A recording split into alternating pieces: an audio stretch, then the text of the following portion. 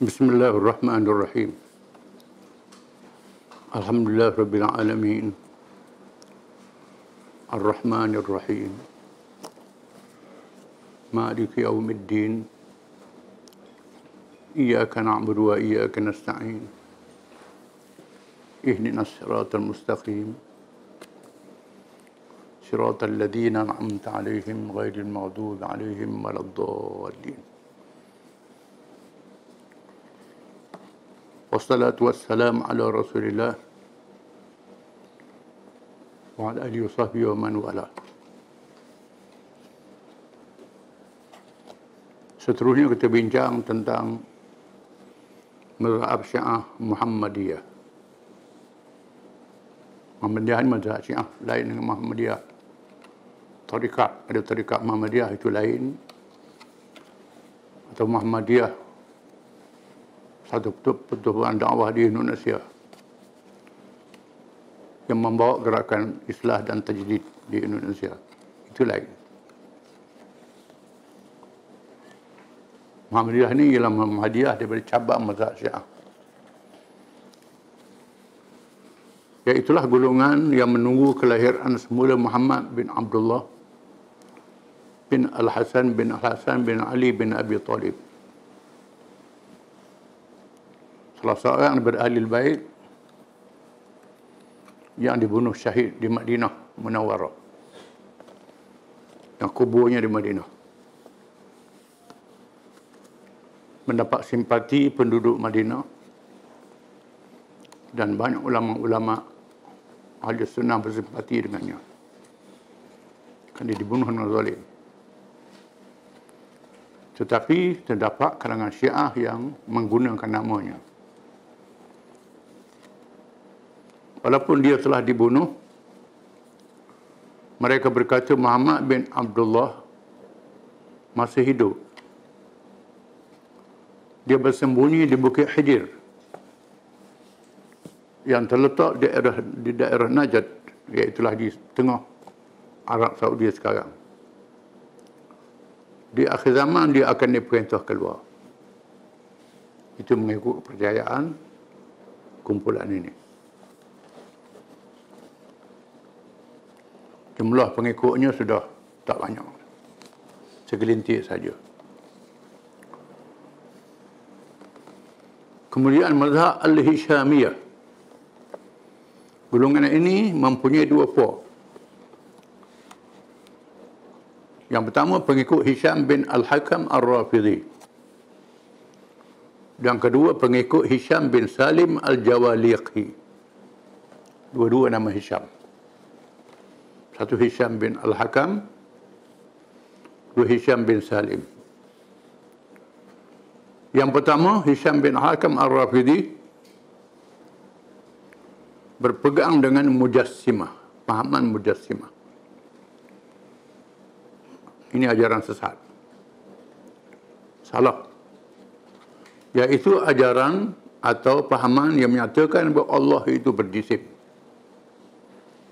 Walaupun tidak sama dengan yang lain, tetapi boleh digambarkan dari segi zatnya, walaupun sifat kudratnya tidak terhingga. Dia tinggi dan lebar, lebarnya sama dengan tingginya. Allah itu laisa kamitslihi syai', tak ada sepertinya sesuatu, tak boleh dibanding dengan apa-apa. Dia tak mampu.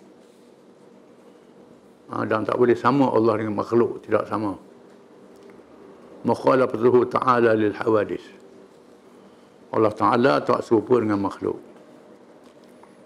Jadi mazhab ni salah. Ni salah yang pertama. Mereka juga berkata Tuhan itu nur yang bercahaya seperti perak yang bersih dan mutiara yang bulat. Ini juga salah. Menyamakan Tuhan dengan makhluk. Nur, cahaya. Nama ada ayat Allah nuru. Allah itu cahaya. Cahaya yang makna petunjuk. Bukan cahaya lampu. Ini nak menyamakan Allah dengan cahaya lampu. Putih macam mutiara. Ini sesat. Alangkah bohongnya mereka dan maha suci Allah daripada apa yang mereka ucapkan. Ta'ala Allah amma yaquluna 'uluwan kabira. Allah Ta'ala maha tinggi, maha suci daripada sama dengan makhluk. Mereka juga menghakkan sifat-sifat Allah yang sempurna itu dengan mengatakan bahawa ilmu Allah itu terhad. Allah Ta'ala tak tahu semua. Ini mengarut ni. Ini sesat. Mereka berkata adalah mustahil Allah itu mengetahui segala sesuatu secara berpanjangan.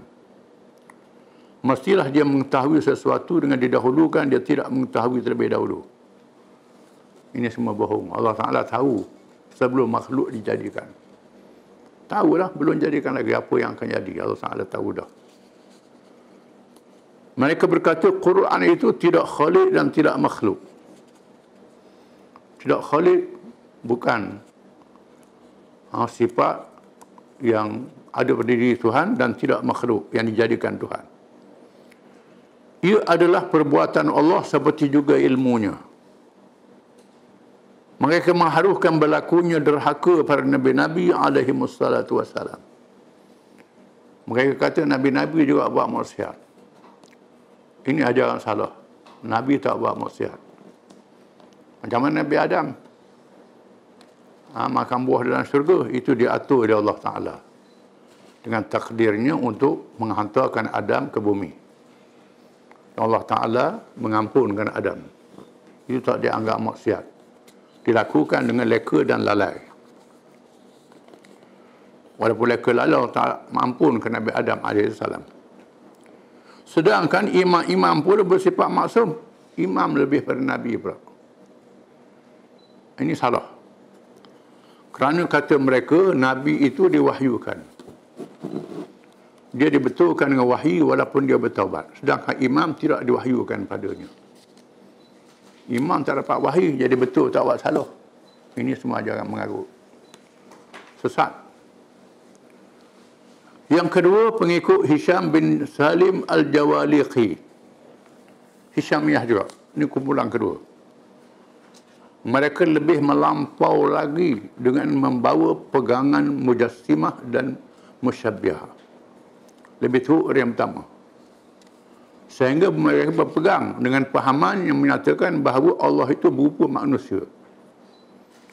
Tetapi tidak berdaging dan berdarah, bahkan dia adalah cahaya yang putih, mempunyai panca indera yang 5. Mempunyai tangan, kaki, hidung, mulut, mata dan telinga. Ini menyamakan dengan makhluk. Allah Ta'ala Maha Suci bersama dengan makhluk. Dia mendengar dengan yang lain daripada apa yang dia lihat dengannya. Demikianlah seluruh panca inderanya berbeza-beza antara satu sama lain. Separuh yang di atasnya berongga, dan separuh di bawahnya tidak mempunyai cahaya hitam dan putih.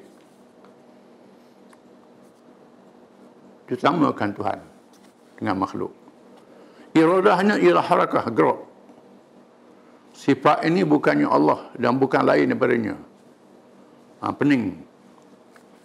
Pening. Apabila dia menghendaki sesuatu, dia bergerak. Maka berlakulah seperti kehendaknya.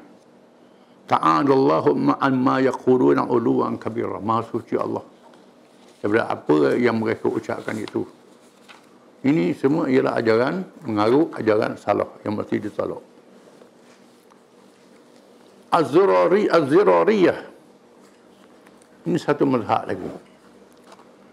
Mereka ialah pengikut seorang bernama Zirarah bin A'yun Ar-Rafidhi. Dia pernah menganut fahaman Al-Abtahiyah yang kita baca dulu. Yang berkata imam itu yang Abdullah bin Ja'far. Imam Abdullah bin Ja'far, anak Ja'far As-Sadiq. Kemudian dia keluar daripada mazhab ini, lalu menganut mazhab Al-Mausawiyah, Musa Al-Kazim.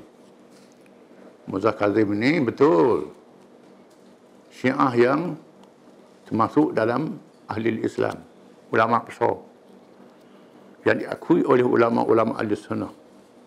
Riwayat dia sahih. Musa Kazim tak akan mengenal puak ni, guna nama saja.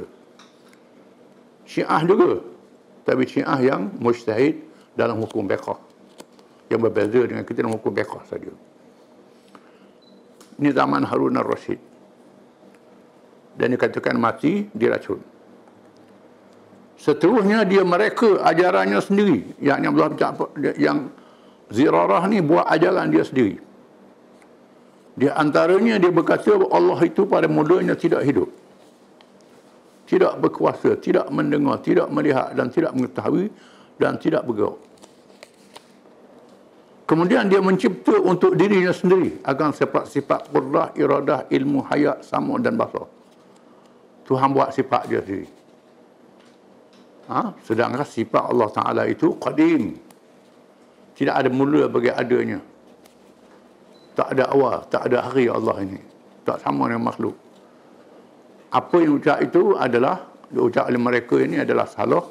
Ta'ala Allah amma yaquluna uluwan kabira. Mati Allah pada apa yang kata itu. Al-Yunusiyah. Ini satu mazhab lain. Al-Yunusiyah. Mereka ialah pengikut Yunus bin Abdul Rahman Al-Qummi. Asalnya Qum. Qum ialah bandar di Iran, bandar Qum. Asal di situ.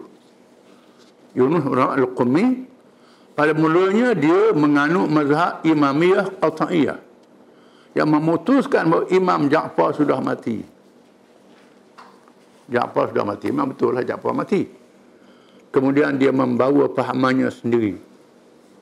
Dia bawa pahaman dia sendiri, Yunus ni. Yang mengatakan bahawa Allah itu ditanggung oleh malaikat yang menanggung aras. Malaikat menanggung aras pikul Allah Ta'ala. Malaikat pula pikul Allah Ta'ala. Allah itu lebih kuat daripada mereka. Ini juga termasuk kerana ajaran yang mengelirukan, yang sesat, dan terlalu mengadakan perkara bohong terhadap Allah. Ta'ala Allah amma yaquluna 'uluwan kabira. Maksudnya Allah itu apa yang mereka sebut itu.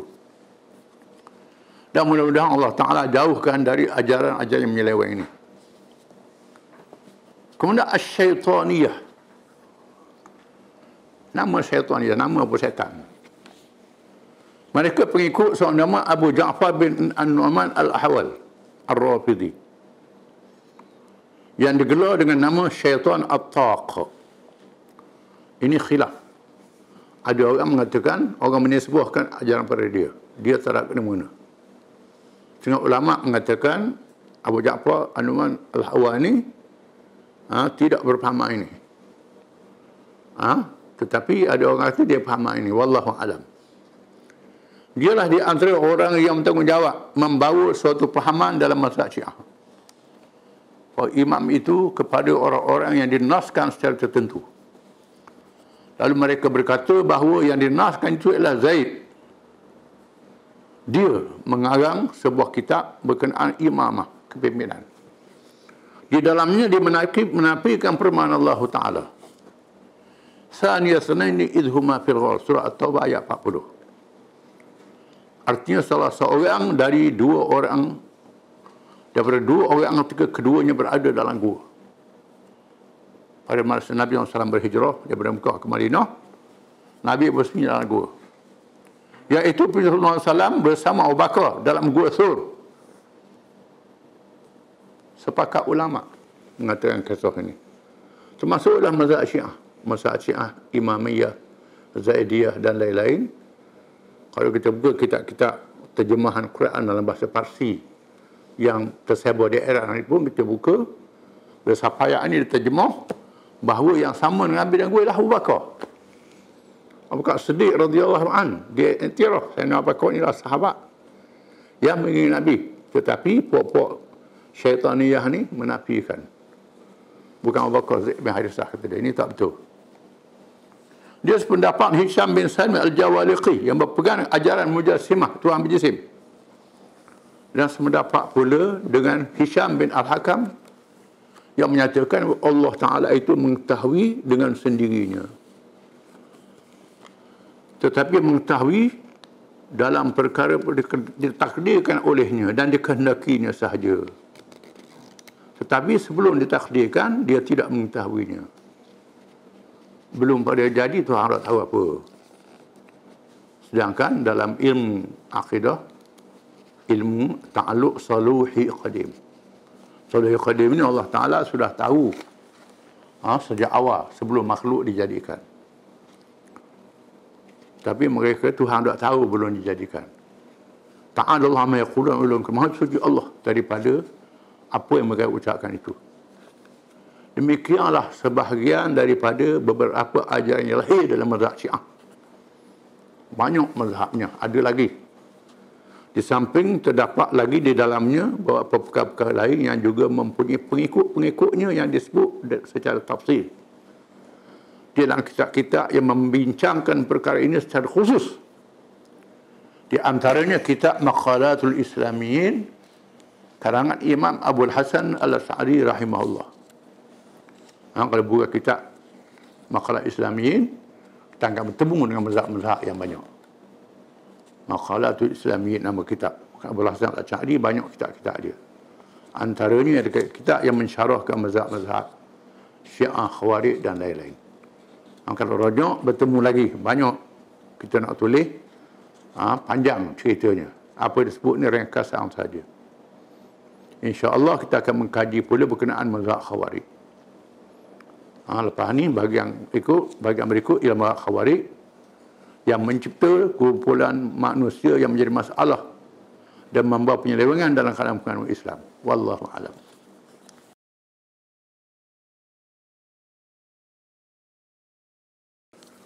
Bismillahirrahmanirrahim.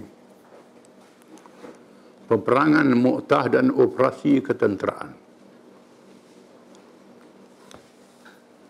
Peperangan yang termasuk di dalam peristiwa besar dan hebat dalam sejarah Islam. Berlaku di zaman Rasulullah SAW. Ianya merupakan pertemuan dengan kuasa besar dunia, iaitu Rom, dan menjadi kunci pembukaan wilayah Rom Timur dan kejatuhannya yang dikenal dengan Empire Byzantine, salah satu kuasa besar di zaman itu. Zaman itu ada dua kuasa besar, iaitu Parsi di timur dan Rom di barat. Rom ada dua Rom, Rom Timur Byzantine dan Rom Barat yang berpusat di Itali. Rom, dua Rom. Tapi yang besarnya ialah Byzantine, Rom Timur. Mu'tah ni peperangan yang pertama yang hebat berlaku antara Islam dengan Byzantine. Peperangan ni berlaku di bulan Jumadal Ula.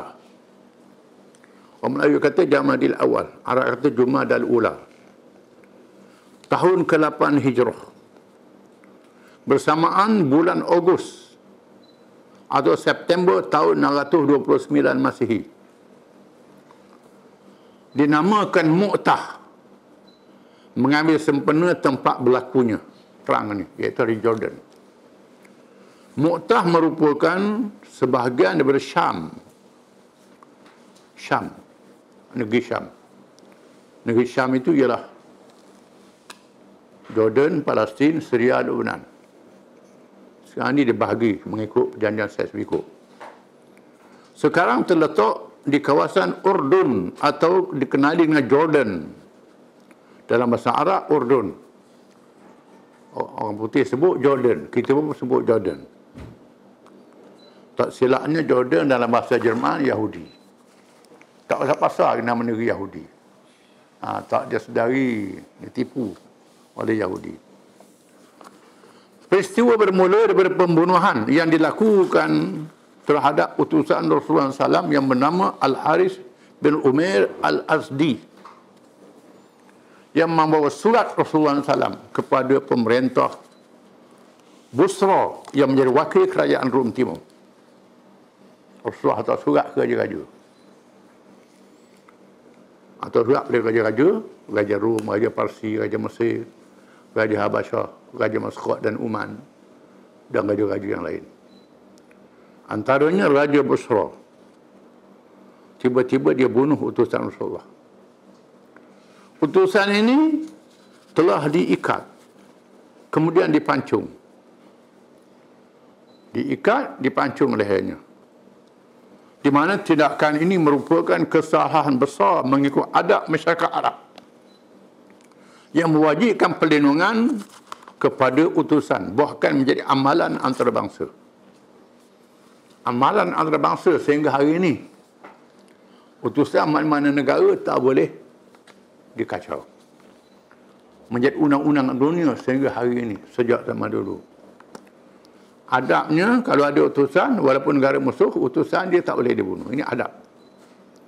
Tiba-tiba, Raja Busra ni bunuh utusan Nabi. Al-Haris bin Umair Al-Azdi mati syahid lah dia. Oleh kerana tindakan tersebut dikira lebih buruk daripada perisytiharan perang.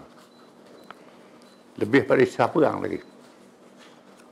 Maka Rasulullah SAW terlalu sedih dan murka. Lalu diperintah supaya menyediakan angkatan tentera seramai 3,000 orang. Jumlah anggota 3,000 orang. Yang mana merupakan jumlah yang terbesar selepas peperangan Ahzab. Kepada Islam, jumlah paling besar selepas Ahzab.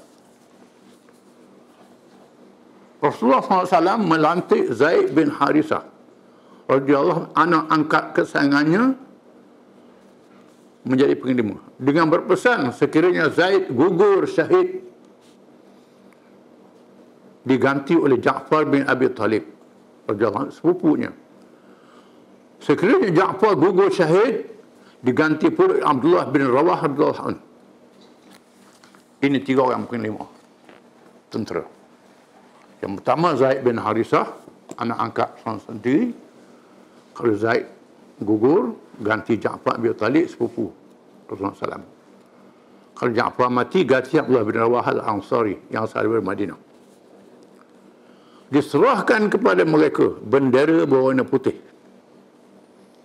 Mereka diperintah supaya bertindak ke atas pembunuhan Al-Haris. Diperintah supaya menyerang terhadap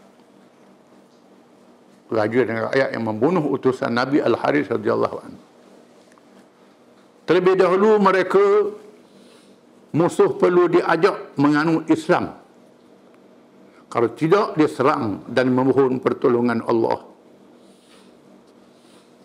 Adabnya ialah bila siapa ajak masuk Islam dulu. Kalau masuk Islam, selamat. Dosa-dosa zaman dulu, yang dulu dia ampun oleh Allah. Molek, baik. Ajak masuk Islam. Tak masuk Islam, perang. Sabda Rasulullah SAW kepada mereka, Rasulullah SAW bersabda kepada mereka, Ughzu bismillah, fi sabilillah, man kafara billah, la taghdiru, wa la tughayyiru, wa la taqtulu walida, wala imra'atan, wala kabiran faniya, wala mun'azilan bisawma'ah, wala taqta'u nakhlan, wala syajarah, wala tahdimu bina'a. Ini pesanan Nabi. Berperanglah dengan nama Allah, pada jalan Allah, terhadap siapa yang kufur terhadap Allah. Jangan mengkhianati perjanjian. Kalau buat perjanjian, jangan khianat perjanjian itu. Jangan memindanya untuk mengkhianati perjanjian. Jangan pindah kalau ada perjanjian. Kita setia dengan janji kita.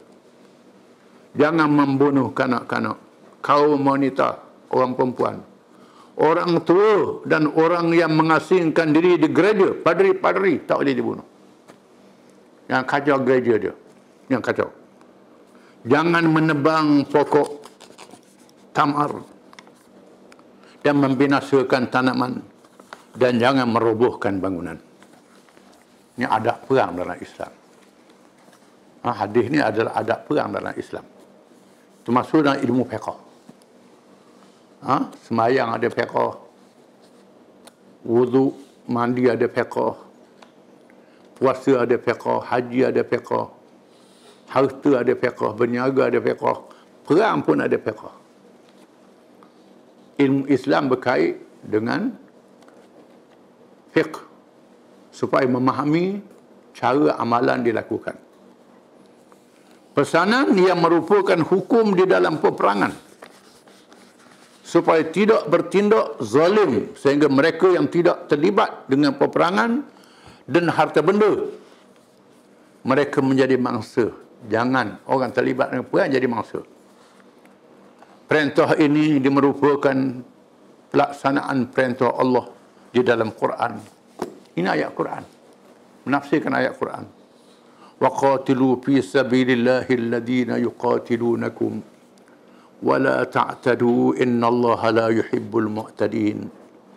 Surah Al-Baqarah ayat 190.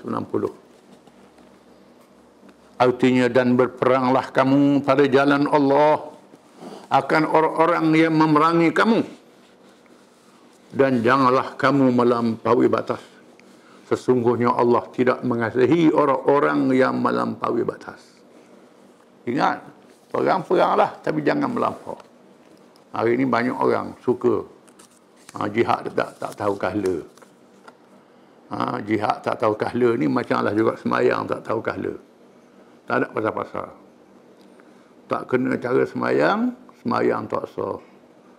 Tak kena cara puasa, puasa tak sah. Tak kena cara jihad, jihad tak sah. Pakai gigi rangguk gitu je. Banyak semangat tinggi ni. Gigi tidak fiqh, tidak memahami hukum-hukumnya. Islam mendahului undang-undang antarabangsa di zaman moden, iaitu mendahului Piagam Geneva dan Piagam Bangsa-Bangsa Bersatu. Hari ini terkenal dengan Piagam Geneva, undang-undang antarabangsa, Piagam Bangsa Bersatu, yang dibuat di awal abad yang lalu. Islam 1000 tahun mendahului Piagam Geneva. 1000 tahun mendahului undang-undang antarabangsa yang ada pada hari ini. Islam mengakui peperangan untuk menentang kezaliman, mempertahankan Islam, tanah air, negara, penganut dan pendakwah yang diganggu atau diceroboh dengan adab-adab yang diwajibkan mengikut hukum syarak, dan berdosa kalau tidak beramal dengannya. Kalau tak ikut hukum syarak, berdosa lah walaupun perang. Macam semayang, awak kerja tak betul dengan semayang, bukan boleh pahala, boleh dosa. Maka Islam tidak melakukan sewenang-wenang di dalam peperangan. Seperti yang berlaku dalam peperangan dunia moden dan dikatakan bertamadun ini. Zaman sekarang kalau berperang, habis senjata pemusnah. Tak kata apa dia, manusia menatang. Orang tak terlibat, semua kena. Ini berdosa mengikut Islam, tak boleh. Di mana undang-undang antarabangsa dan segala perjanjian tidak dihormati, terutama oleh negara-negara besar dan kuat. Negara besar, negara kuat tak hormat undang-undang yang dibuat sendiri, yang lebih bersifat angkuh terhadap segala undang-undang dan perjanjian. Undang-undang dan resolusi antarabangsa hanya digubal untuk negara-negara kecil dan lemah sahaja. Sama dengan undang-undang rimba, undang-undang hutan di kalangan binatang. Macam undang-undang menatang yang ada pada hari ini. Singa, rimau, gajah boleh bunuh. Siapa-siapa dia nak bunuh. Tak kena apa dia hak kecil. Undang-undang untuk hak kecil saja. Untuk hak besar tak ada guna undang-undang. Contoh terkini ialah Amerika yang telah mengecualikan bala tenteranya daripada diseret ke mahkamah antarabangsa kalau melakukan jenayah perang. Amerika tak ada tandangi perjanjian yang berkait dengan jenayah perang. Askar dia buat salah, tak boleh bawa ke mahkamah antarabangsa. Ni Islam tak begitu. Islam tetap mewajibkan adab sopan di dalam peperangan, walaupun ketika di dalam keadaan paling kuat dan menang. Walaupun Islam menang, Islam kuat, hukum mesti ikut. Kalau tak ikut hukum, berdosa. Berdosa bukan dunia saja, berdosa dari akhirat. Islam adalah agama Allah yang maha berkuasa. Tidak boleh dikalahkan walaupun tanah air dan umatnya dijajah. Ini hebatnya Islam. Walaupun hari ini tanah air orang Islam dijajah, umat dia dijajah, tapi Islam tak boleh kalah. Iman yang ada dalam diri pendukungnya tidak boleh dipadamkan, sebagaimana mereka tidak boleh memadamkan matahari dan bulan. Musim dan bencana alam yang ditentukan oleh Allah, sebagaimana peraturan alam, tidak ada kuasa besar yang boleh hapuskan. Contohnya matahari dan bulan. Tak ada kuasa besar dunia yang boleh halih matahari bulan. Ikut kehendak dia. Nak pecah matahari bulan, nak cabut. Tak ada kuasa besar yang boleh. Musim-musim tak boleh. Bencana alam. Contohnya COVID yang berlaku pada hari ini. Negara besar pada teruk kena. Tak boleh lawan Allah Ta'ala. Islam juga adalah daripada Allah.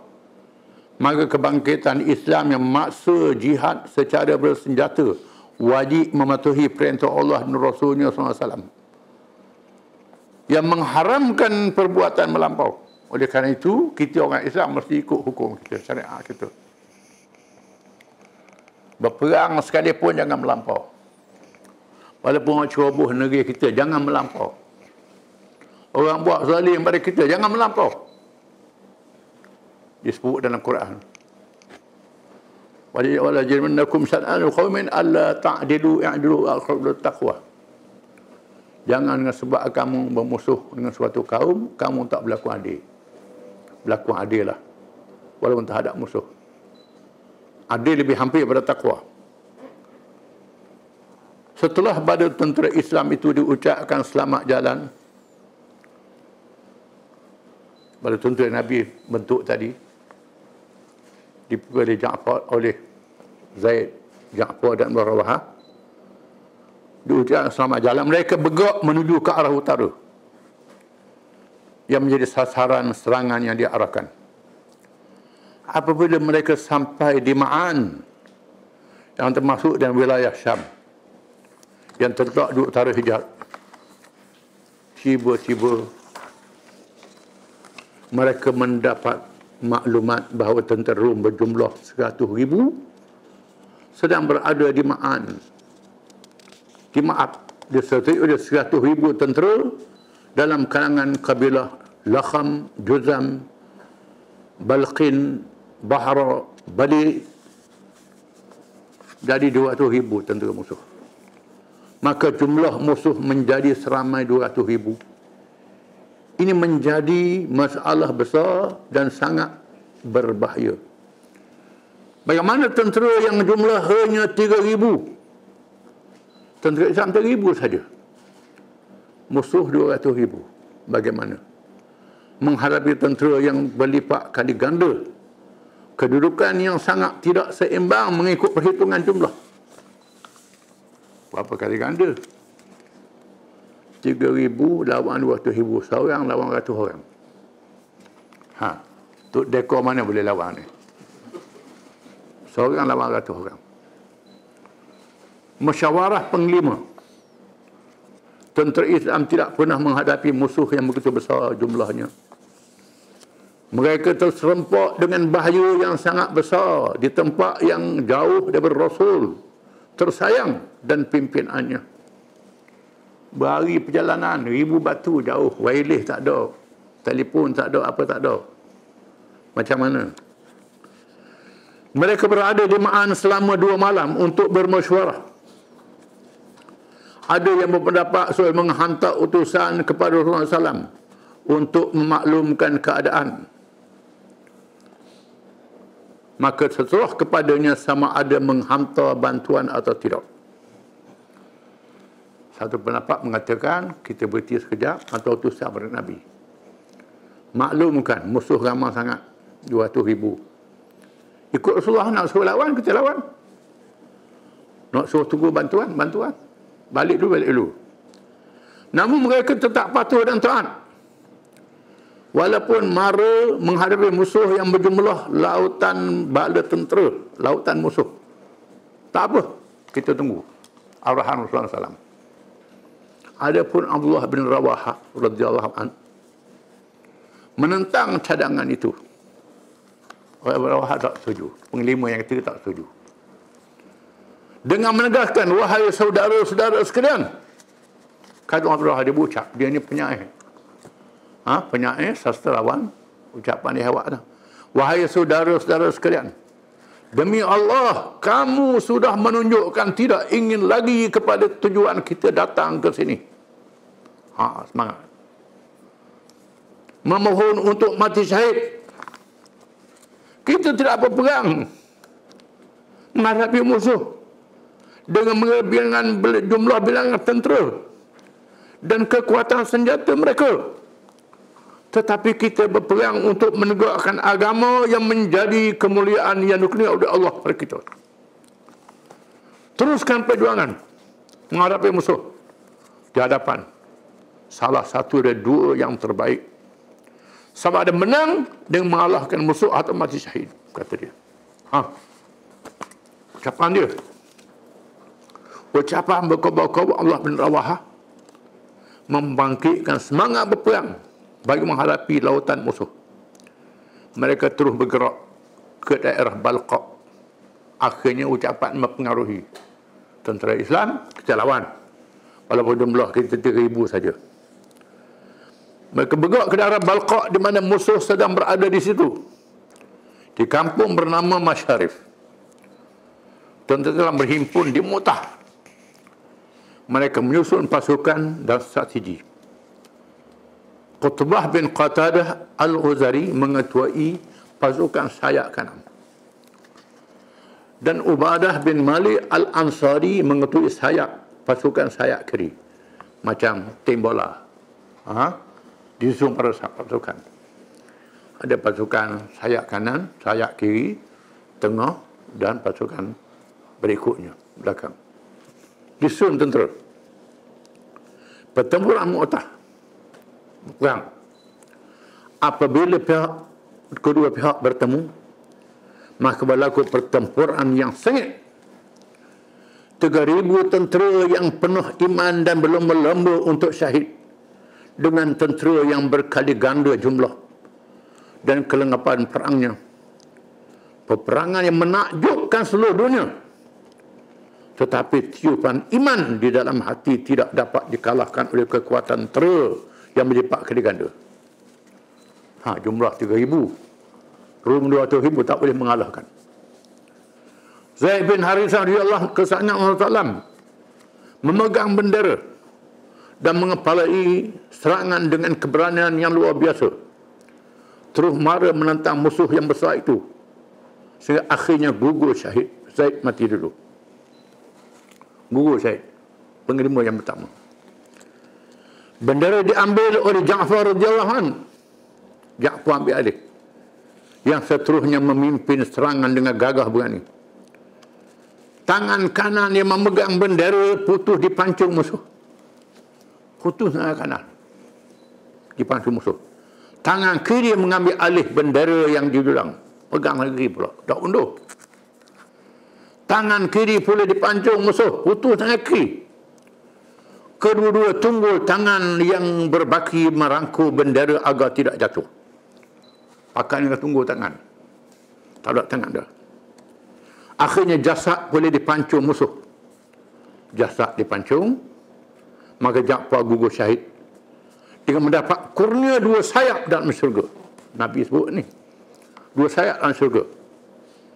Abdullah bin Rawahah pula mengambil alih bendera dari Ja'far yang syahid dan meneruskan pertempuran. Akhirnya Abdullah bin Rawahah juga gugur syahid.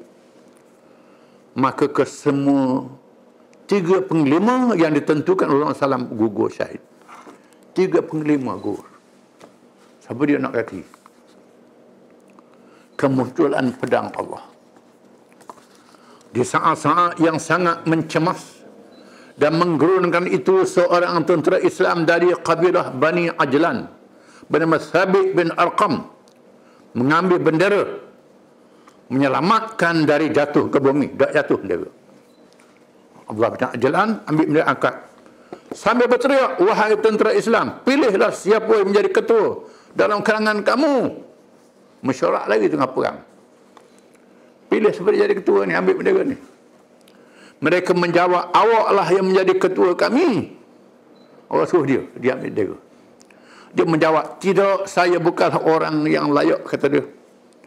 Akhirnya mereka bersetuju, bendera diambil alih oleh Khalid bin Al-Walid radhiyallahu anhu. Khalid ambil alih. Rasulullah SAW melihat peperangan yang berlaku itu secara langsung melalui wahyu. Tuhan tunjukkan mukjizat. Nampak Nabi duduk Madinah 1000 batu. Nampak. Tuhan tunjuk kepada Nabi, nampak berlaku peperangan itu. Secara wahyu. Dengan linangan air mata. Kesedihan baginda nak menceritakan kepada para sahabatnya yang ramai di hadapan. Sekarang Zaid yang memegang bendera mengepali peperangan, dia gugur syahid, kata Nabi, menangis. Bendera diambil oleh Ja'far, dia gugur syahid. Dengan kedua-dua tangannya putus dipenggal. Allah mengurniakan kepadanya 2 sayap dalam syurga.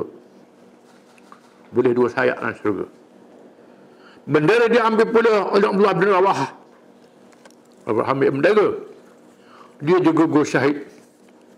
Sekarang, kata Nabi, bendera diambil alih sebilah pedang dalam kalangan pedang Allah. Mereka Khalid Walid dapat gelar pedang Allah. Sehingga berjaya membuka jalan kemenangan untuk mereka. Khalid Walid ambil alih bendera. Ini kepintaran Khalid. Kepintaran yang luar biasa. Menjadi kajian akademi tentera. Akademi tentera barat. Orang Islam tak tahu. Orang Islam pun ambil dari barat. Banyak perang Khalid Walid ni dikaji oleh pakar-pakar tentera barat. Khalid buat macam mana? Suasana begini. Walaupun wujudnya keberanian yang luar biasa, namun menjadi sesuatu yang menakjubkan bahawa tentera yang kecil jumlahnya dapat melepaskan diri daripada serangan musuh yang berjumlah lautan manusia. Dengan pertolongan Allah, Khalid bin Walid radhiyallahu anhu merancang dan mengatur strategi yang menggerunkan musuh. Setelah sehari suntuk bertempur di waktu malamnya, Khalid merancang menyusun semula tentera dengan mengadakan beberapa pasukan. Dibuat pasukan-pasukan banyak. Taktik Khalid. Dikumpul 300 orang ni, dibuat pasukan-pasukan yang banyak. Pasukan-pasukan yang banyak. Ada ketua lah. Setiap pasukan ada ketua dia. Yang diarah supaya pada keesokan harinya menentang musuh secara bergilir. Mengikut pusingan masing-masing. Jangan lawan terus. Pasukan pertama lawan. Lepas tu undur, yang kedua pula lawan. Lepas tu undur pula, yang ketiga pula lawan. 3,000 ni boleh buat berapa puluh ratus pasukan lah. Dalam masa yang sama pasukan menunggu giliran bergerak pantas sehingga debu naik menjulang bendera ke udara dan melindungi mereka dari pandangan musuh. Hak belakang lagi nak kuda. Debu naik. Debu naik, musuh tak nampak berapa jumlah. Tapi musuh nampak, mari semua tak putus. Ini taktik Khalid. Satu taktik yang bijak. Dia buat pasukan yang banyak, macam ombak, ada semua. Pusing lawan. Hak ni pula, hak belakang ni mesti naik kuda pusing. Debu naik ke langit.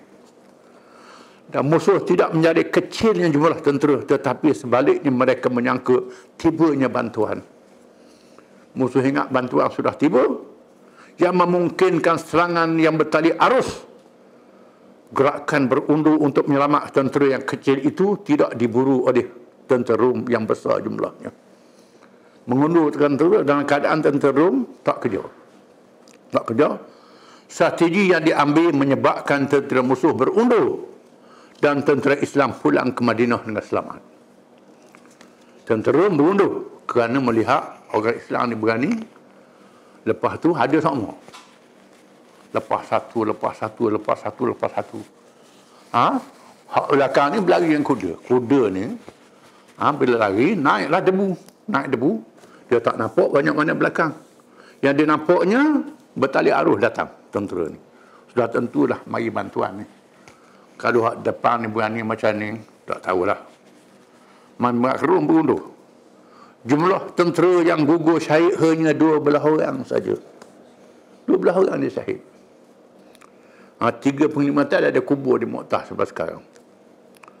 Adapun tentera musuh mengalami korban yang besar. Tentera amat mati.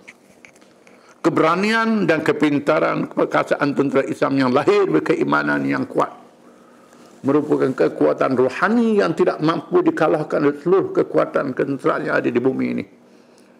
Sangat menggerunkan tentera. sehingga memaksa mereka tidak memburu tentera yang berundur. Walaupun berundur ketika menghadapi musuh, termasuk dalam dosa besar. Mengikut hukum syarak, bila berlawan dengan musuh tak boleh undur. Undur takut, undur lari, menyerah kalah. Undur menyerah kalah dosa besar. Sebab itu orang Islam tak boleh jadi pelarian. Orang Islam jadi berhijrah. Hijrah lain, pelarian lain. Pelarian ni menyerah kalah.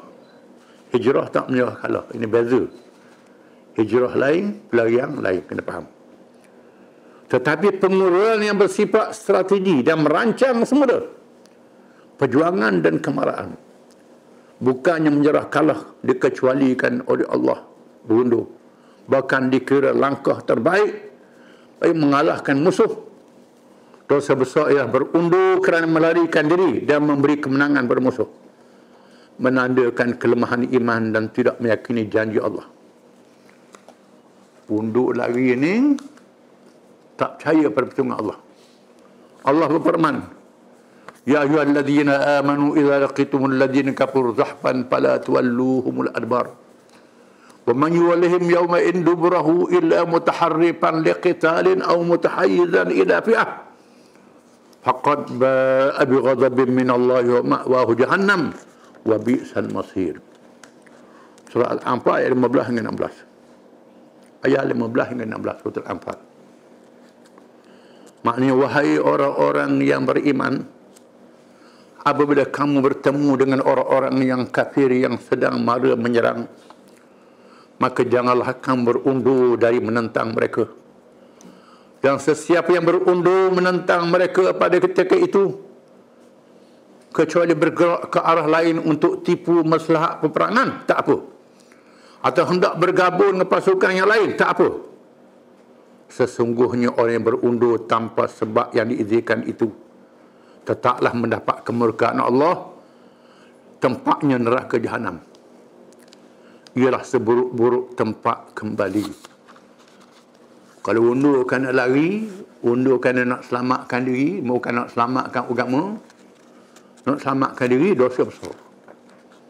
Kalau tak bertaubat, dosa besar. Masuk neraka jahanam. Kecuali undur taktik, undur strategi, itu tak ada salah. Cintakan syahid. Wallahu alam. Kita sambung.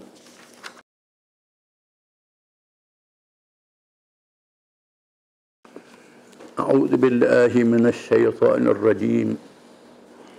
Hafidhu 'ala salawati was salatil wusta wa qumu lillahi qanitin. فإن خفتم فرجالا أو ركبانا فإذا أمنتم فاذكروا الله كما علمكم ما لم تكونوا تعلمون.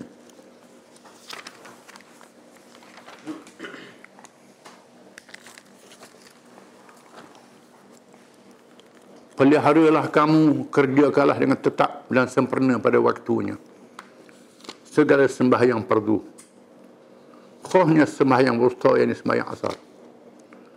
Dan berdirilah kerana Allah dalam sembahyang kamu dengan taat dan khusyuk. Dan jika kamu takut sesuatu bahaya, maka sembahyanglah sambil berjalan atau berkenderaan. Kemudian apabila kamu telah aman sentosa, maka hendaklah kamu mengasihi Allah dengan mengerjakan sembahyang secara yang lebih sempurna. Sebagaimana Allah telah mengerjakan kamu apa yang kamu tidak mengetahuinya. Ayat ini berkait dengan hukum fiqh. Yang pertama, Allah Ta'ala bukan saja mewajibkan kita sembahyang 5 waktu saya semalam.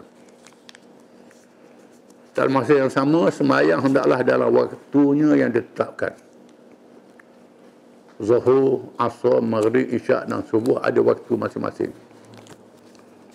Kecuali dalam keadaan rukhsah, kemudahan yang diizinkan oleh syarak.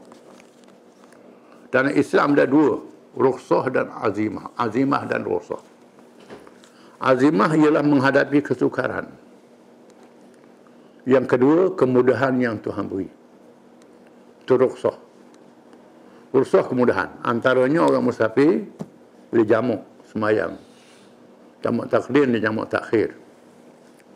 Kalau kita musafir jauh, dalam keadaan masyaqqah, diizinkan kumpul semayang Zuhur dan Asar, Maghrib dan Isyak. Dua tu. Zuhur dan Asar, Maghrib dan Isyak. Sama ada jamak takdim, semayang dalam waktu semayang pertama, semayang Zuhur Asar dalam waktu Zuhur, semayang Maghrib Isyak dalam waktu Maghrib. Ataupun jamak takhir, semayang di waktu yang kemudian. Semayang Zuhur Asar dalam waktu Asar, semayang Maghrib dan Isyak dalam waktu Isyak. Bila kita musafir, terdapat kekhilafan kalangan ulama. Berapa kilometer itu khilaf ulama. Khilaf ulama. Ada kata puluh, ada kata nama musafir masyaqqah, itu khilaf ulama. Ulama khilaf. Bila boleh jamak? Khilaf juga. Mazhab Syafi'i ambil basi banyak. Kalau mazhab Syafi'i juga, bila gerak musafir tinggal kampung boleh jamak. Qasar. Kalau belum tinggal tak boleh lagi. Ada ulama mengatakan bila kita niat nak musafir saja boleh dah jamak di rumah. Dulu boleh. Tak ada salah. Ada orang mengatakan begitu, tak ada salah. Ini khilaf. Termasuk masalah khilafiyah. Cuma Syafi'i ini kadang-kadang dia ambil basi belaka. Banyak ambil basi mazhab Syafi'i ini. Kalau masyaqqah boleh kita jamak di rumah lagi. Ada sahabat Nabi buat begitu. Ulama buat begitu. Mazhab Syafi'i mengatakan bila gerak musafir boleh jamak. Itu khilaf dalam masalah jamak dan qasar. Ayat ini khusus pula dalam peperangan. Semayang dalam waktu yang ditetapkan. Amal yang lebih afdal. Kunuh sahabat tanya Nabi. Abdullah bin Mas'ud tanya Nabi, ayul amali afdal? Mana dia amal yang lebih afdal, lebih baik sekali? Qala as-salatu ala waqtiha. Semayang dalam waktunya. Semayang dalam waktunya. Qultu summa ayu. Kemudian apa pula? Al-jihadu fi sabilillah. Jihad sabilillah. Qultu summa ayu. Lepas tu apa pula? Qala birrul walidain. Buat baik pada dua ibu bapa. Nabi kata.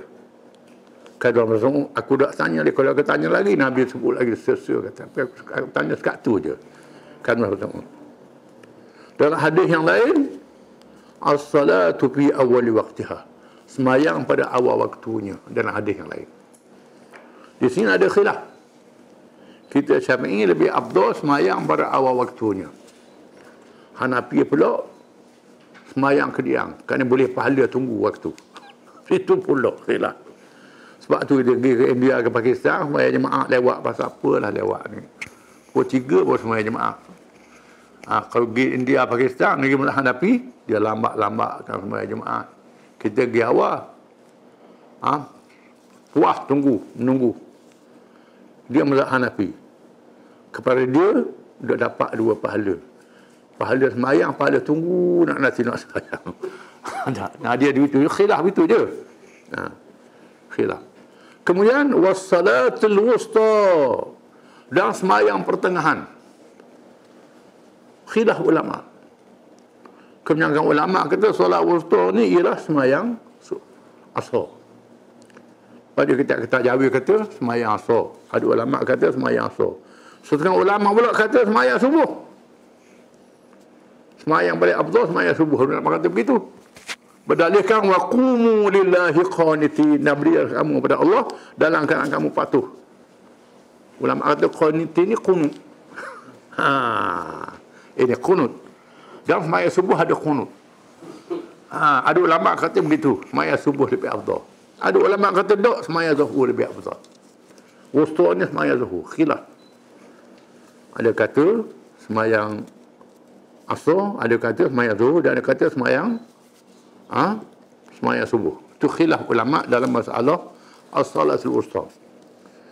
Fa in khiftum farijalan aw rukbana, maka jika kamu dalam keadaan takut, Semayalah dalam keadaan berjalan kaki atau berkenderaan. Ini dalam peperangan. Bila berlaku peperangan, tak boleh tinggal semayang. Semayanglah dalam keadaan berjalan. Dalam keadaan naik unta, naik kuda, naik kereta. Dalam keadaan takut, semayang di atas kenderaan.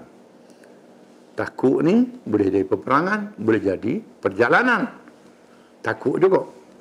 Antaranya orang ke laut sebagai contohnya. Bila laut bergelombang, bergelora, semayang duduk, tak ada salah. Tak ada kiblat pun tak apa. Tak ada kiblat. Nak ada kiblat lagu mana? Tengah sembahyang perahu musing. Nak pusing-pusing ada ke belakang pula, duduk belakang pula. Nak lagu mana? Diizinkan oleh syarak. Sama ada berjalan kaki ataupun kenderaan. Kalau dalam peperangan, melompat pun tak batas sembahyang. Boleh melompat. Boleh melompat. Boleh melompat, akak senjata perang. Sambil perang, sambil sembahyang. Rokok sujud isyarat saja. Isyarat. Disebut dalam satu hadis, Nabi pernah berjalan dalam satu musafir. Sampai satu lembah, turun hujan lebat. Lalu air banyak. Nabi semayang atas huta. Semayang jemaah. Nabi duduk atas huta. Isyarat je rokok sujud tu. Yang sebab itu, semayang atas kapal terbang ada masalah. Ada pula orang kata tak sah sebab ada jejak tanah. Masya Allah. Kena jejak tanah pula dah. Ini semua pendapat mengarut mereka tak ada hujah itu kena jejak tanah, jejak di bumi. Tak, mungkin jejak atas bumi. Boleh semayang. Itu data-data kapal terbang. Setengah-setengah kapal terbang tu ada surah atas kapal terbang. Tak ada masalah. Kalau tak ada surah, nak macam mana? Timur pun nak masalah. Lama atas kapal terbang, surah pula kecil. Nak buat sejik mana atas kapal terbang? Tak mesti atas kapal terbang, tak boleh. Semayang atas kursi je lah. Semayang atas kursi dah hadap lah ke mana-mana. Kapal terbang hadap mana, hadap situ. Rokok sujud, buat isyarat begitu saja. Tak ada salah. Semayang. Boleh jamak, boleh qasar. Allah Ta'ala beri rukhsah. Dia nama rukhsah. Rukhsah maknanya kemudahan. Inilah dia Islam. Islam ni banyak benda yang mudah.